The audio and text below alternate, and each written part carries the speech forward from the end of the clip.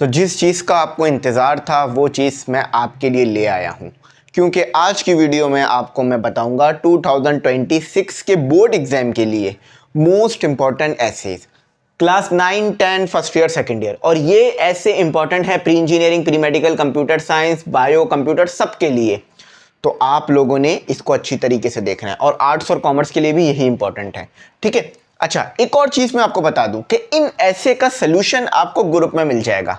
मतलब ये ऐसे मैंने लिखे हुए हैं, ये आपको ग्रुप में मिल जाएंगे, ठीक है। उसका पीडीएफ भी बराबर में चल रहा होगा, तो आप लोग क्रैश ग्रुप में ऐड हो जाओ। एक और छोटी सी अनाउंसमेंट कर दूं कि क्रैश ग्रुप संडे को क्लोज हो रहे हैं। क्रैश ग्रुप 1 9 से लेकर 12 तक संडे को क्लोज हो रहे हैं, तो आप लोग जल्दी से उसमें ऐड हो, क्योंकि उसमें गैस पेपर का सॉल्व तमाम चीज़ें मिल जाएंगी, ठीक है। फीस बहुत कम चल रही है, 2000 रुपये चल रही है पूरे साल के लिए, इससे कम आपको कहीं भी नहीं मिलेगी। तो नंबर आ रहा है, उसी पे जैश कैश करो, उसी पे व्हाट्सएप पे स्क्रीनशॉट भेजो, अपना नाम, क्लास और फील्ड बताओ, ऐड हो जाओ, तमाम चीज़ें आपको आपके नंबर पे भेज देंगे।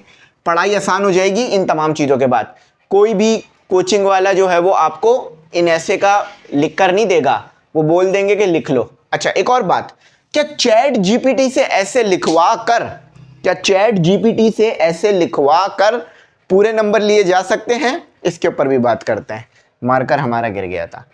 अच्छा, इसमें मैं बीच में बात करूंगा, तो जो बच्चे चैट जीपीटी से ऐसे लिखवा रहे हैं वो ज़रा ये बात सुन लें, क्योंकि 0 मार्क्स भी मिल सकते हैं, उसकी वजह है, ठीक है। अब मैं वजह भी बताऊंगा और चीज़ें बताऊंगा। अच्छा, अब क्लास 9 से शुरू करते हैं और सेकेंड ईयर पे जाते हैं, तो आप लोग वीडियो वहां पर ले जाना जहां पर आपको आपकी क्लास का देखना है। अच्छा, सबसे पहला ऐसे जो क्लास 9 का है वो है माय फेवरेट पर्सनैलिटी। अब देखो, इस ऐसे में ना आप 2-3 ऐसे को मिला के लिख सकते हो। कैसे? माय फेवरेट टीचर, उसको भी आप माय फेवरेट पर्सनैलिटी में लिख सकते हो। अगर आपने ऐसे कायदे आज़म, अल्लामा इकबाल या हज़रत मोहम्मद सल्लल्लाहु ताला अलैहि वसल्लम पर याद करा हुआ है या आपको आता है, तो आप वो भी माय फेवरेट पर्सनैलिटी में लिख सकते हो। बात समझ में आई? तो माय फेवरेट पर्सनैलिटी में आप बहुत सारे ऐसों को लाकर लिख सकते हो। बस काम क्या करना है, हेडिंग में लिखना माय फेवरेट पर्सनैलिटी। अब आपकी जो फेवरेट पर्सनैलिटी हैं उनका आपने नाम लिखना है, फिर उनके बारे में बताना है। सही है, ये चीज़ मोस्ट इंपॉर्टेंट है। ऐसे नहीं करना कि डायरेक्ट लिखना माय फेवरेट पर्सनैलिटी और ऐसे शुरू, बिल्कुल भी नहीं। माय फेवरेट पर्सनैलिटी, हेडिंग आ गई, उसके बाद जो भी फेवरेट पर्सनैलिटी हैं उनका आपने नाम लिखना है। उसके बाद आपने चीज़ों को अच्छी तरीके से लेकर चलना है। अच्छा, अब बच्चे पूछते हैं ऐसे होना कितना चाहिए? तो 300 वर्ड्स अगर आप लिख लेते हो, 200-300 वर्ड्स, तो ये मैक्सिमम है।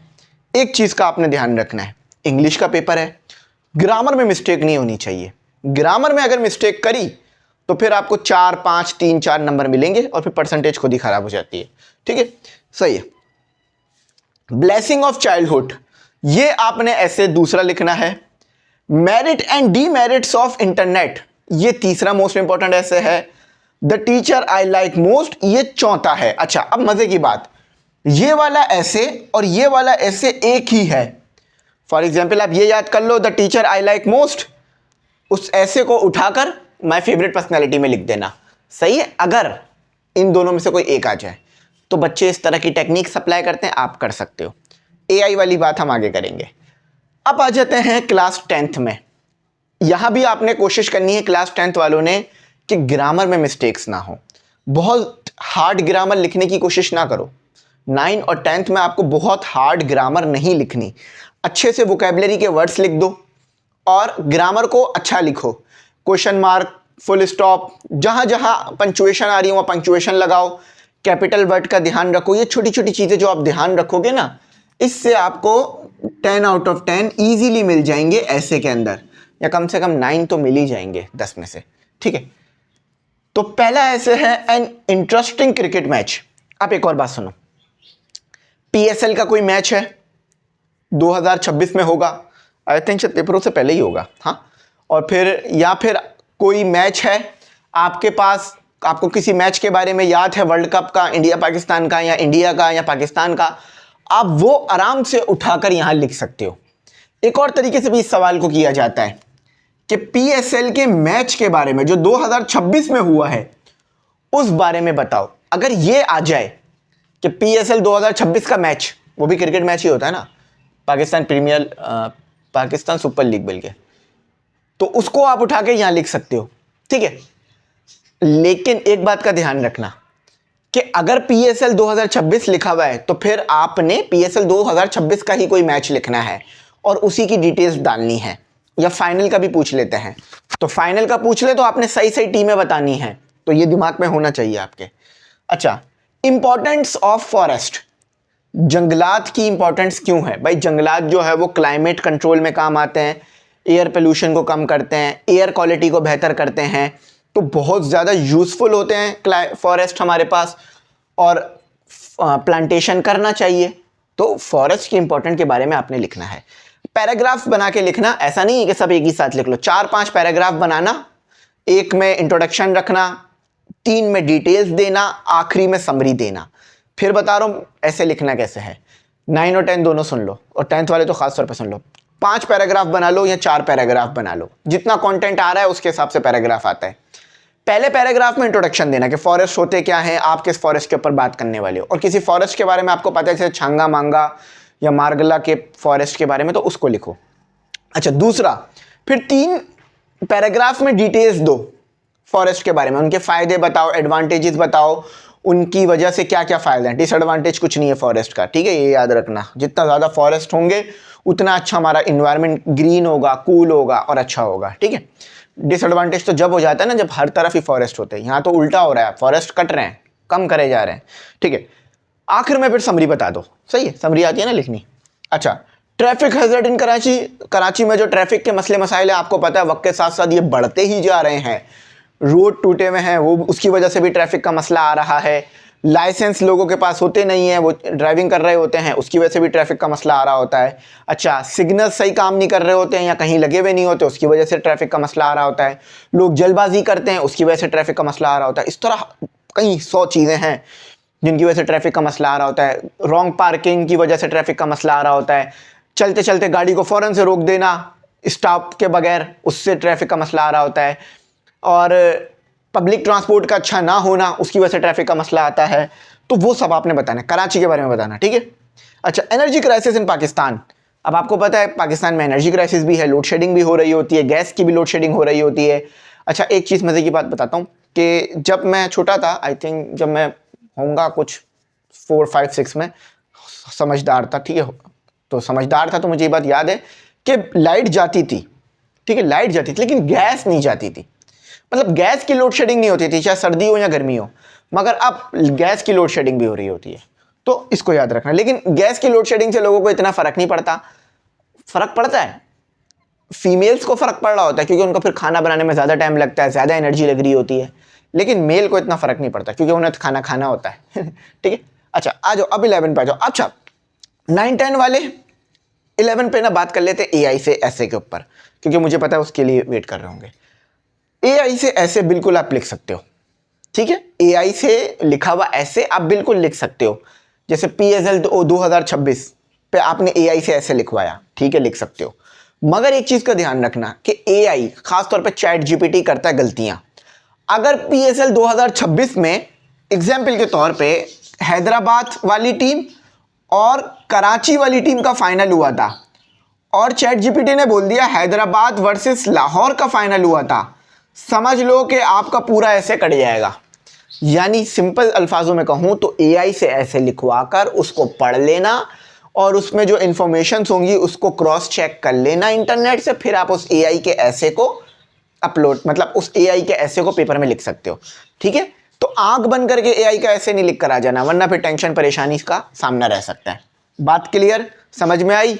चलो अच्छी बात है, ठीक है। अच्छा, अब क्लास 11 के ऐसे के ऊपर बात करते हैं। क्लास 11 का जो ऐसे होता है ना वो कंपैरेटिव होता है। कंपैरेटिव यानी दो चीज़ों को कंपेयर करते हो। वर्सेस का मतलब तो पता है ना भाई, दो चीज़ों का मुकाबला कराना, कंपेयर करना। इंडिया पाकिस्तान का कंपेयर हो रहा होता है ना, टीम्स आपस में खेल रही होती है ताकि पता चल जाए कि कौन सी टीम अच्छी है, तो कंपेयर करा जा रहा होता है।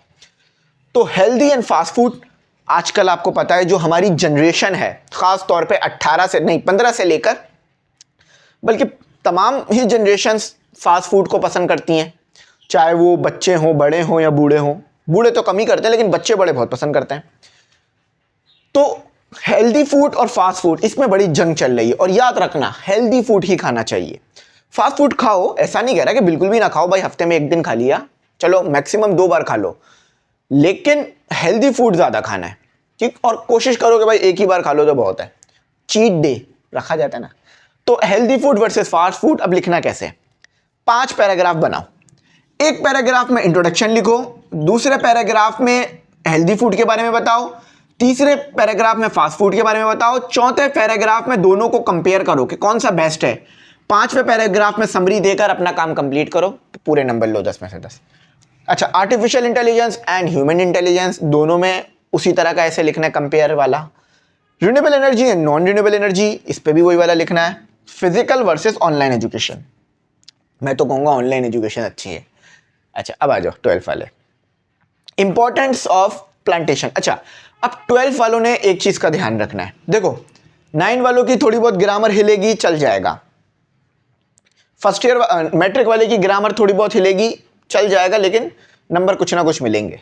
फर्स्ट ईयर वालों को भी मसला नहीं है क्योंकि वो कंपैरेटिव एंड कॉन्ट्रास्ट ऐसे है, मगर सेकंड ईयर वाले का ऐसे, क्योंकि देखो ये टॉपिक मैं यहाँ से उठाकर यहाँ भी तो लिख सकता हूँ, क्या फ़र्क पड़ जाएगा, फ़र्क मैं बताता हूँ क्या। यहाँ पर ऐसे लिखते वक्त ध्यान रखना है ग्रामर का, कि ग्रामर टॉप नॉच होनी चाहिए, बेस्ट, अच्छी से अच्छी, मतलब ग्रामर में मिस्टेक नहीं होनी चाहिए। और दूसरा वोकैबलरी का, वोकैबलरी बेस्ट होनी चाहिए, वोकैबलरी में गलतियां नहीं होनी चाहिए आपकी, सही है, जब जाके नंबर अच्छे मिलेंगे 12 में, वरना नंबर खराब आ जाएंगे। इंपॉर्टेंस ऑफ प्लांटेशन आप भी पैराग्राफ बना के लिखना, सही। Role of media in everyday life, या rule of media in everyday life, या rule of media in Pakistan, in Karachi, in Sindh, ये भी आ सकता है। AI, artificial intelligence, my formula of happiness, मैं खुश क्यों रहता हूँ भाई, देखो मैं तो इस वजह से खुश रहता हूँ क्योंकि जब मैं पढ़ाता हूँ तो खुश रहता हूँ। तो जब कभी मैं बहुत लो फील करता हूँ, परेशान हो जाता हूँ, तो नमाज़ पढ़ लेता हूँ, मतलब वैसे भी पढ़ता हूँ, अल्लाह का शुक्र है, ठीक है। तो नमाज़ पढ़ते हैं और साथ ही साथ पढ़ाते हैं खड़े होकर, खुश।